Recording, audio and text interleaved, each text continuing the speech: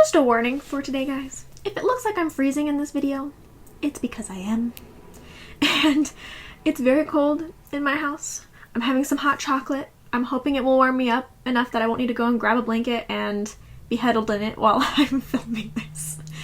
But I make no promises. It might very well come to that.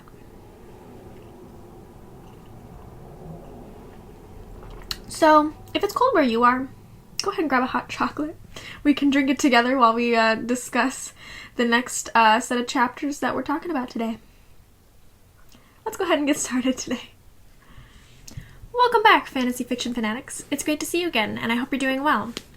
Today's class is going to be on the first 5 chapters of Queen of Sorcery, which is the second book in the Belgariad series. I know it's been a couple weeks since we finished the last one, so hopefully you guys are excited and ready to start on book 2. Alright, I feel like the beginning of this book really gets in and gets going much quicker than the last book did, so hopefully we have a lot of good things to talk about and that you will enjoy today. Let's start with our recap as always. So we start this book off almost not quite right where we left off, but pretty close. They are at the spot where they're going to meet Hatar, who is getting the horses, and they said, hey, in 2 weeks we'll go ahead and meet you here. So that's where we're starting, is where their meetup spot is to see Hatar. And we do meet a brand new person that we didn't know was going to be asked to join the party, but he was, and his name is Leldorin, I think is how you would say that. But yeah, so that's how I've been pronouncing his name, is Leldorin. And he is joining the party, unbeknownst to anybody else that he was coming, or at least especially Garon didn't know he was coming, but he is there and now he's joined the party. And shortly after that, Hatar finally shows up and they are able to continue the journey that they're going on. And they start traveling once again. They end up staying a night at Leldorin's uncle's house, and they meet his cousins, and as they spend the night there, Garon gets to find out more about this plot that is happening between Leldorin and his cousin, as well as a Murgo, to kill Corodulin. So he learns about this. He'd really rather not know about this, but he does learn about it. And Garon tries to warn him of the mistake that he is making by being involved in this plot.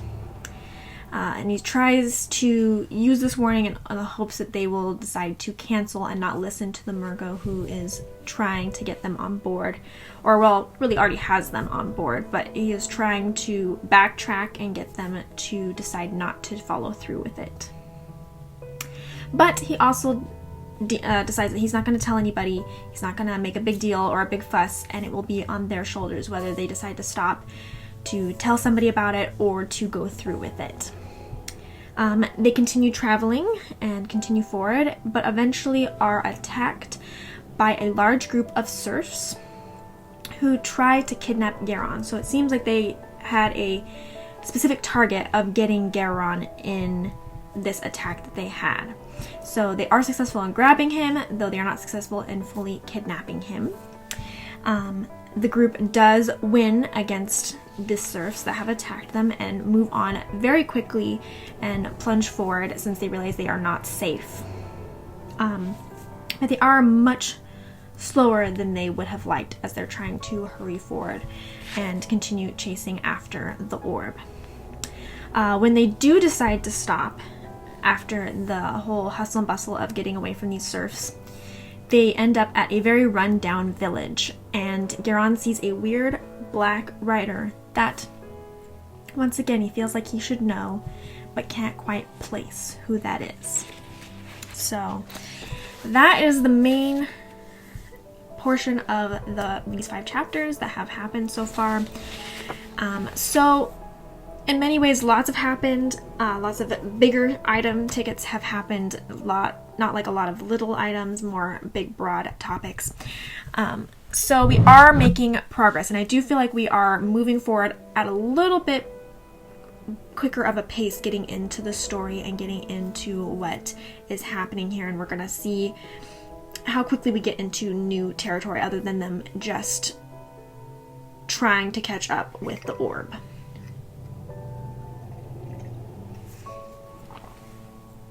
Okay, so let's go ahead and talk about the start of this book.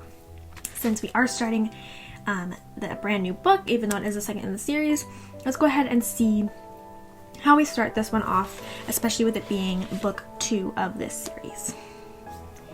So we have another prologue, and this prologue has another piece of the history from the last prologue. So we have our first prologue, and that really set us up with the history and details that we needed to know about the world and to know about how we're going to start off the story and where the story is probably going to take us. Well, in this one, we've got the next bit of history. So it's like we revealed part of it, or the main portion of what we needed to know for book 1. And this time, we've continued forward with that history, with that lore, and pulled off another piece of like, hey, this is what started, and then this is what happened afterward. And now we're seeing a larger chunk of history. We're seeing a larger chunk of what we need to know in the past to know how that's going to affect the present of what we're reading and these characters, that what they are trying to do and what the past has done to set up where they are now. So we have brand new information. Some characters are brand new. We have brand new situations that we have seen from the past that have now carried forward into the present. We know that Torok will rise when the Riven King is back in power, so that is a new piece of information that is very important, especially since we as the reader know that that's going to be Garon's role. The Eddings was very clear on that, even if it wasn't clear to Garon. It was very clear to us as the reader that this is why he is important. So that little piece of information is very important to know for us as the reader as we continue forward. At this point, we don't necessarily think, or at least I don't necessarily think, perhaps you have a different impression, that that will mean that Garon will become king in this particular book. But he might very well become king in this particular book, and we just don't know it. It is very interesting that they bring up that information here in book 2, though, versus another time. And we do know that Garon, as the king, now needs to have a wife, and that wife is being set up through this process of, and it's the gods that are demanding that this particular line be the next wife for the next Riven King. And Belgariad and Pol have set that up to be a possibility, even though nobody believes that the Riven King is really going to return.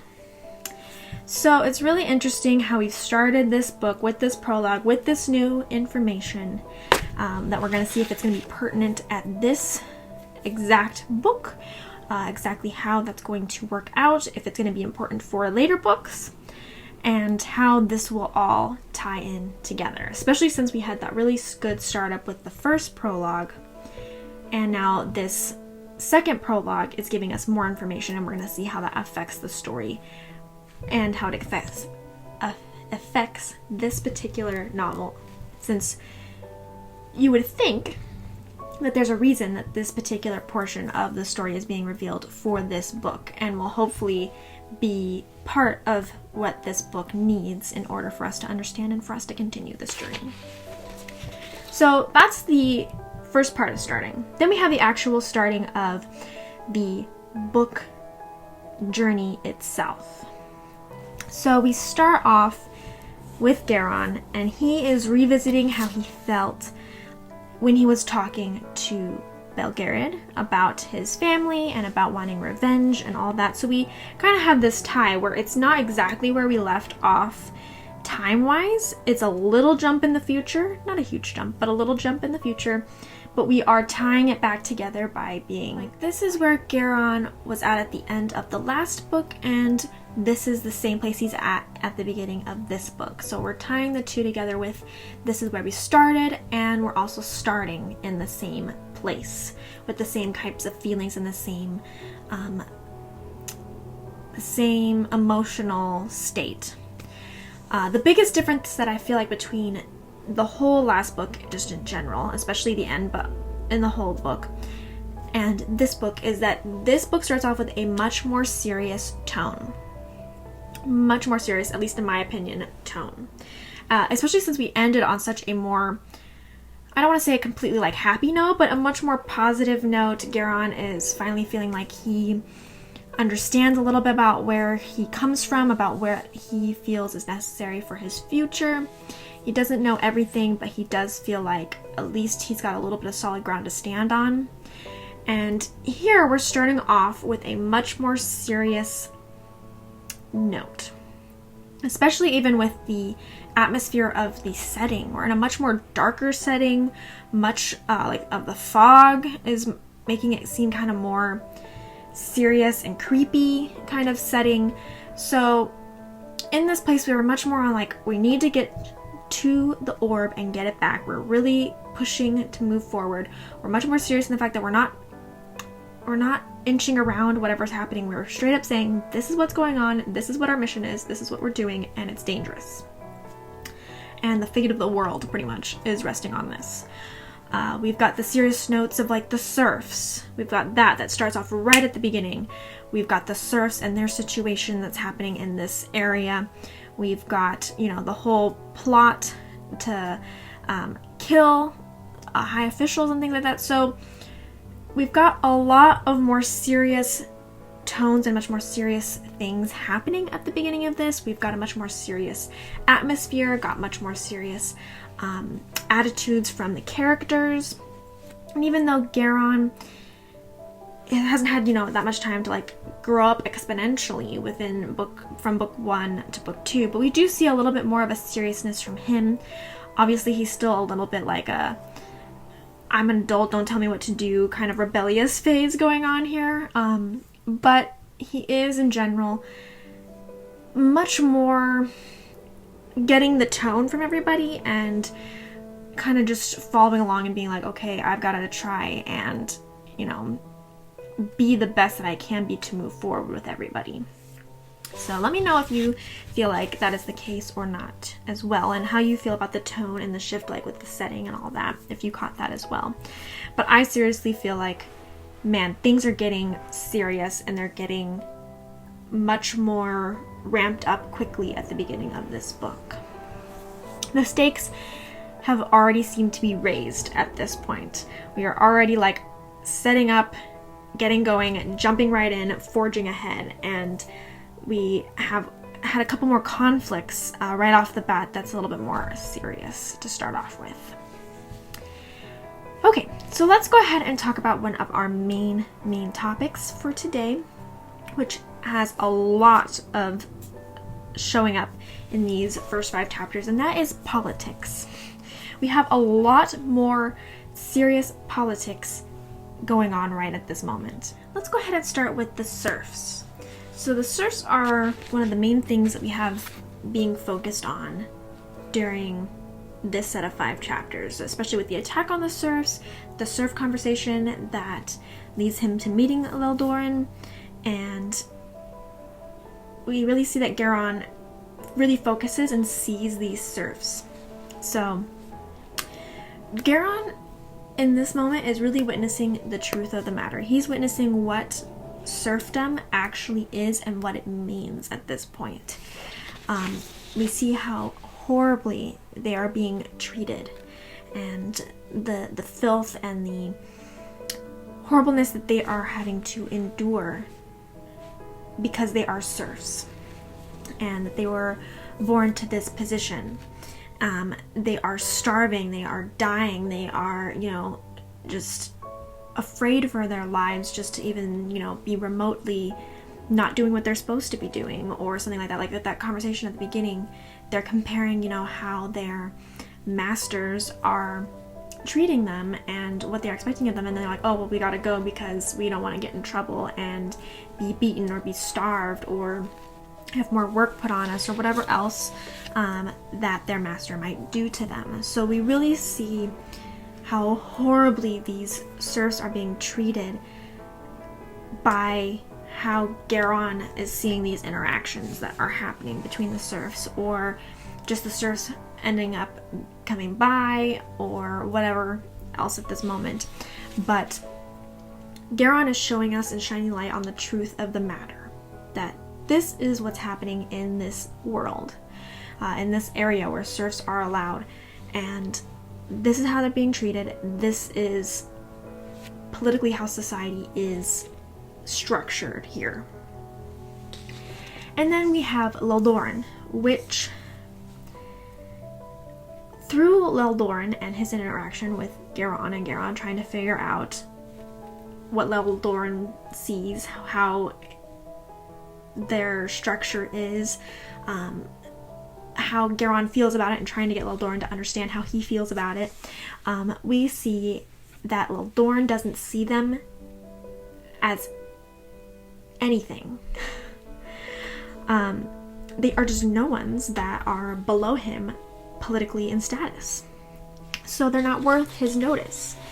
And it's so commonplace to him that they exist and that they are here that it doesn't even compute in his brain to look at them, to acknowledge them, to see how they're being treated by other people. It's just the fact of life, and that's just an average fact of life. It's kind of like, I was walking down the street and seeing a light post on the side of the street, being like, okay, yeah, like light posts exist there, right there, like they're nothing worth looking at, nothing worth mentioning, nothing worth drawing attention to.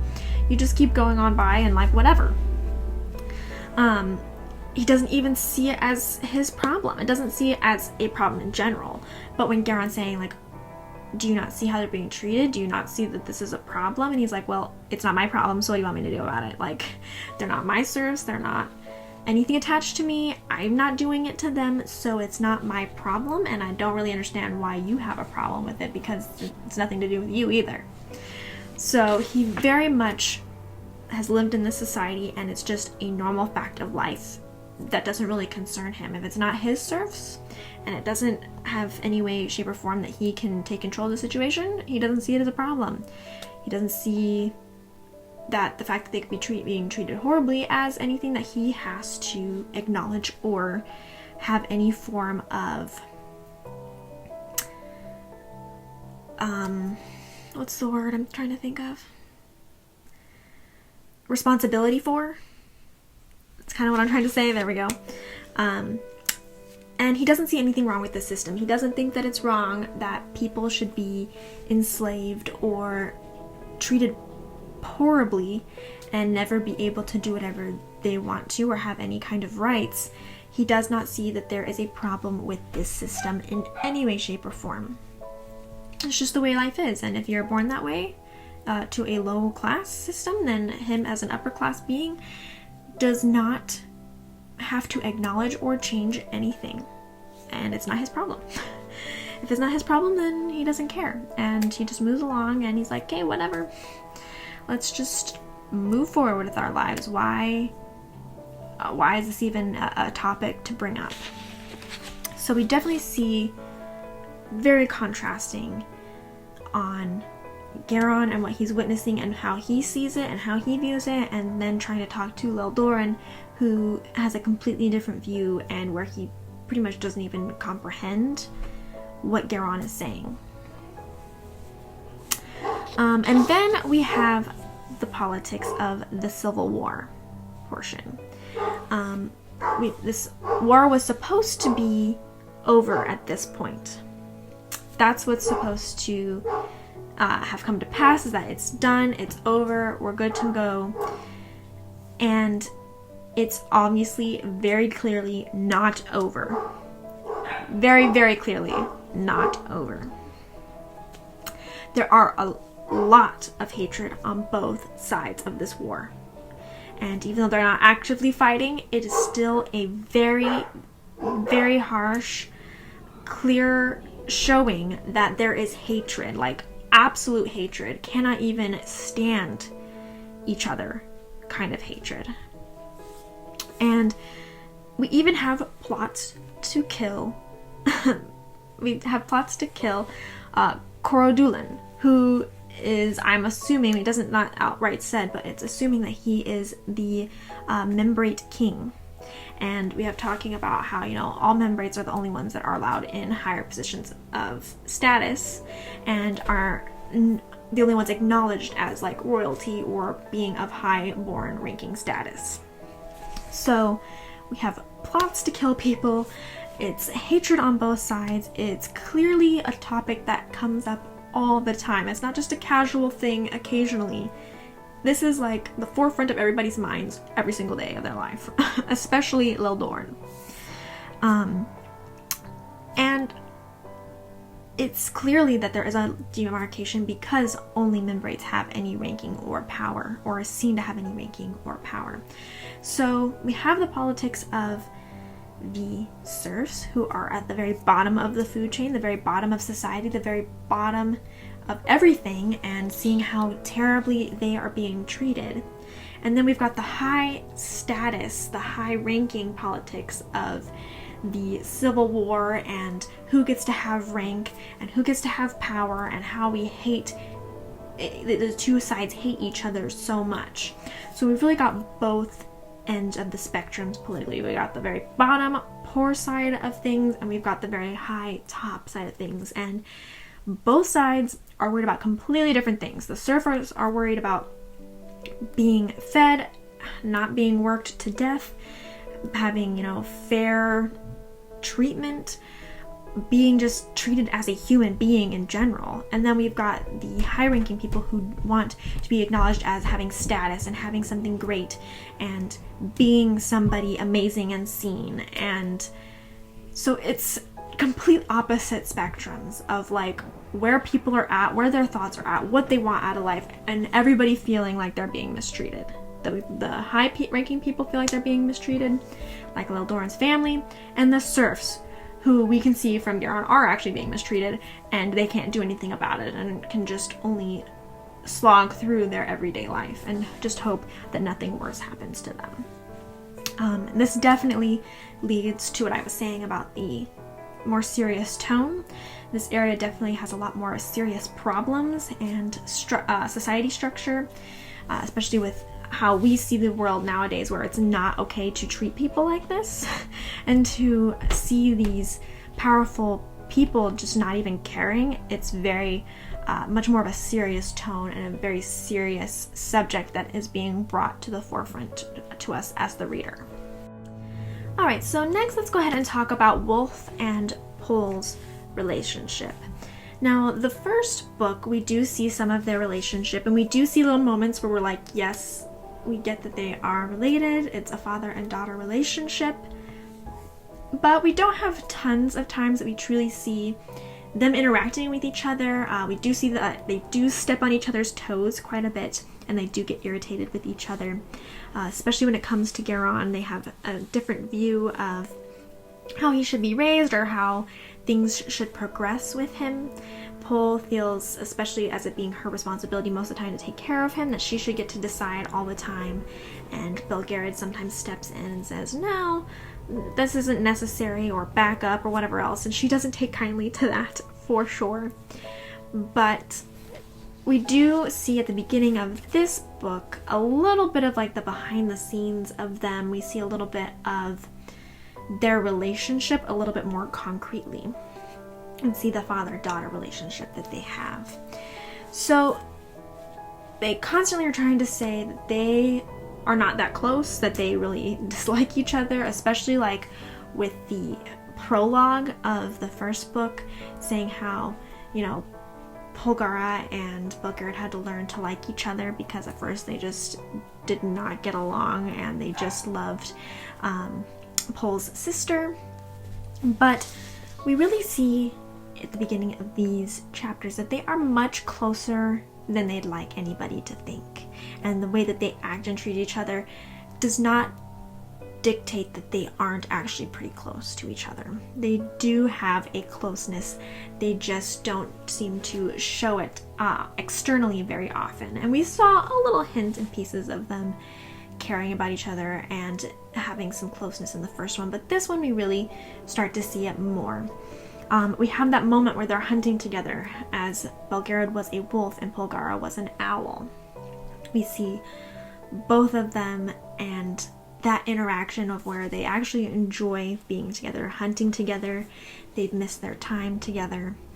It's very much of a softer look at their relationship and how they interact with each other. They do have very good open communication, good time talking to each other. They just don't seem to want anybody else to know about it, it seems. Their antagonistic statements at the beginning of this book have become much more teasing behind it. We can see the teasing and the not seriousness of the statements more, I feel like, at the beginning of this book. We really can tell that Polgara doesn't mean it when she's saying mean things, and Belgariad doesn't actually mean mean things when he's saying different stuff to people. They just are very close. They know each other's sense of humor. They know when they're teasing, when they're not. They have a bond that is much stronger and much more unbreakable than you would think, especially with the comments they made if you didn't realize that they are teasing. But you can kind of tell with the way the other person takes it, or the other person looks, or the other person reacting, at least at this point. You can start to see the telltale signs that they understand what the other person means, and that it's much more of a teasing tone. It's much more of a not serious suggestion. They just like to play off with each other that, you know, they can't stand each other. Like, oh, can't stand my dad, he's like this and this and this. Or I can't stand my daughter, she's like this, this and this. But it really is a much closer tie than you would originally think. And we see moments of softness, just like we saw with the hunting. We see those moments where they actually are compassionate to each other. They're actually talking, understanding with each other. They have moments where they do acknowledge that they care about the other person and want them to be safe, or want them, the other person, to listen to them and understand where they're coming from. So I really enjoyed seeing this kind of side to Polgara and Belgariad. Sometimes when the first one, it's kind of hard to get a grip on exactly who they are, exactly their relationship, especially since they've been around for so long. It's kind of could be like, you know, any kind of relationship at this point. You're like, well, what does that do to you to be around one person and have that one person be around since you were born until now? Does that make you close, or does that make you, you know, can't stand each other because you've just been around each other too long? Especially when at the beginning they did say that the two could not get along, and they only got along because they felt like they had to, and they had no other person to be around. When her twin sister was sent away and got married, and obviously since she was not a magic user, she was going to die, and did so a long time ago. So they do have a relationship that they have kept up, and that they have bonded with over 7,000 years of life. So it could be any kind of relationship, and it's really interesting now to see more of the true aspects of their relationship kind of peeking through, which we didn't see as much before. And then we also see that despite this closeness and despite being around this whole time, they are just different people, and they have differences of opinions on how to handle situations. Polgara has many different thoughts of how things should be handled, especially when it comes to Garon and Garon's life and how he should be brought up and what should be told to him and what not to tell him. And we have had this conversation a little bit at the end of book 1 where he talked about this as well. But, you know, the big picture stuff, they really have a difference of opinion on how that should be handled and how they should take it. Polgara is somebody who is much more of a internalizer and a personalizer. She, even though it's a big picture thing, she sees it as something personal against her, that she should be able to save those people. She should be able to change the world. She should be able to make things happen the way she's hoping to have them happen. And we see that Belgariad is much more of a I see the big picture here, and I get that this one particular aspect should not be handled this way, even if it makes me angry or if it makes me sad or I wish this turned out differently. I know that this is not the way to handle this situation. I should not personalize it and internalize it. I should step back and decide what is the best way for this situation to be handled. Or should it just be left alone altogether? So they kind of balance each other out a little bit as well. We've got Belgariad, who's very stepped back from the situation. He's trying to be a, I don't want to say omniscient, but more of a external source looking in. And Polgara is more in the depths of it, taking it personally and wanting to be involved and invested right there up close and personal with everything. So she is much more throwing herself into it, while Belgariad is trying to step back and being like, whoa, let's take a minute to think about it. Let's see where we're at and how we're going to move forward. So we've definitely got both sides of the spectrum when we see them, and they kind of balance each other out as they have their discussions and decide what is right.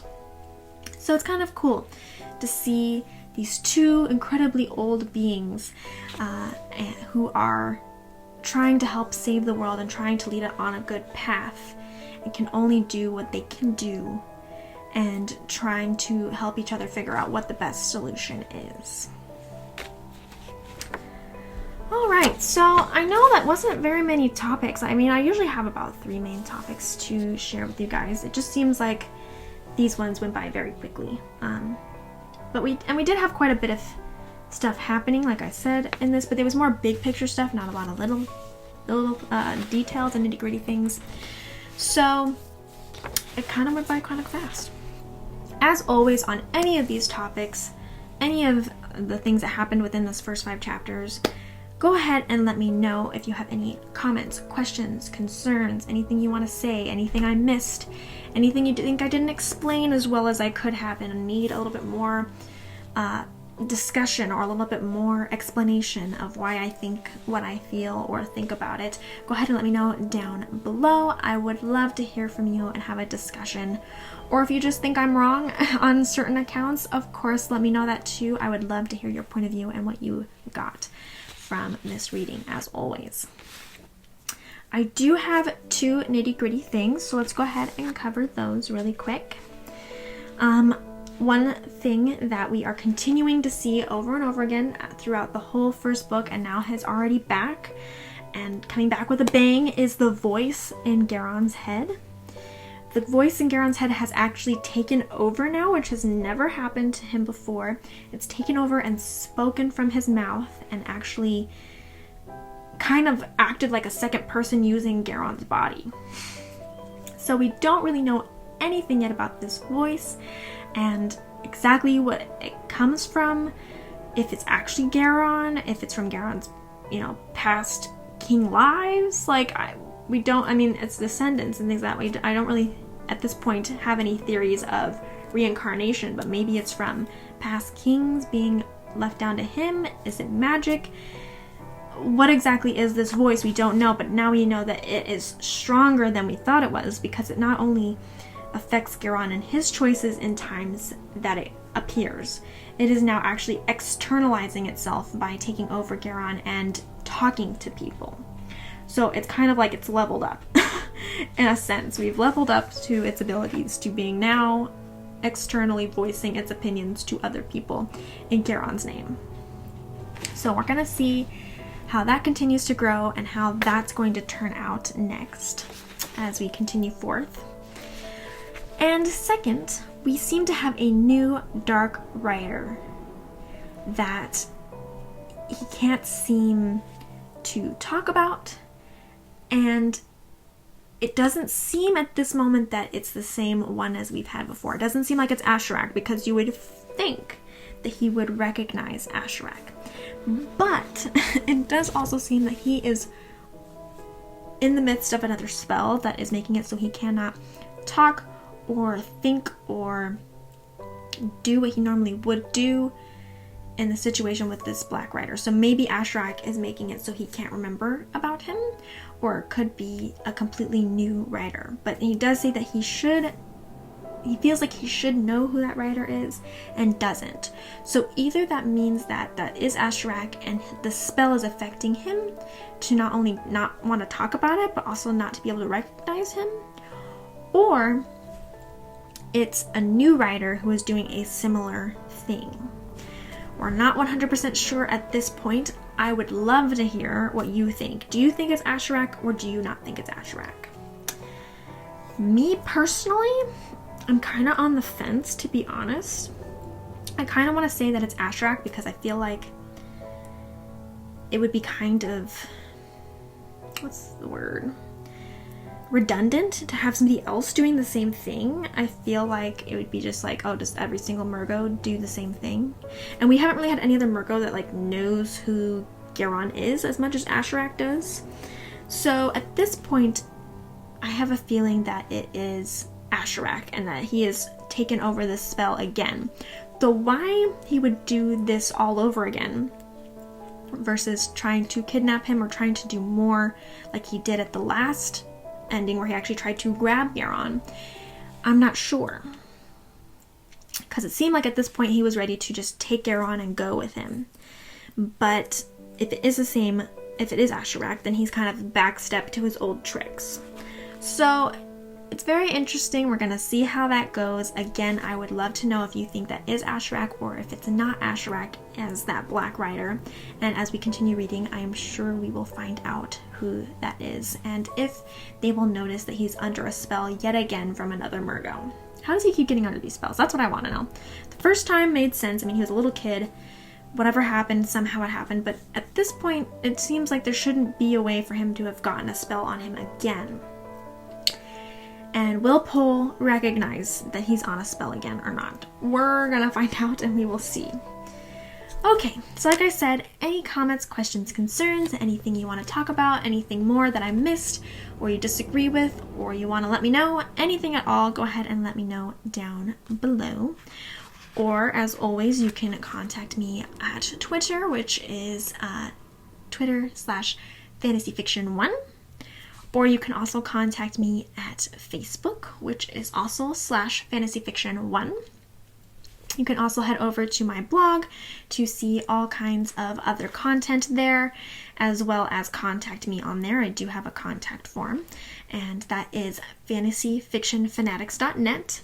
So if you want to have more of a generalized topic of fantasy, go ahead and look over there. Any recommendations, any book reviews, any kind of conversations that you would like to have for there, go ahead and let me know and I will go ahead and work towards that.